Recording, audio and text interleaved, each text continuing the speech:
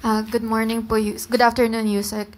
Telco operators urged President Marcos to review the Konektadong Pinoy Bill, warning that some provisions could undermine regulatory oversight and pose risks to national security and fair competition. So, has the President reviewed the bill, and does he intend to sign or veto the bill given it is among the admin's priority bills?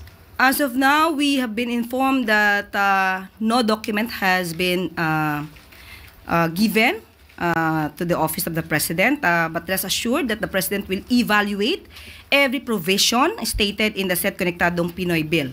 Asahan po natin na nakikinig ang Pangulo sa mga maaaring issues patungkol po dito sa bill na to, at babalansihin niya po ang para sa kabutihan ng kababayan natin, para din po kung may issue about national security at kung mayroong negative impact sa telco industry.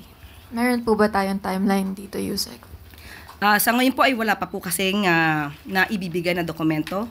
Ito naman po ay mabibilisan naman po ng Pangulo basta po naalan niya po ang bawat provision sa nasabing bill. Thank you po.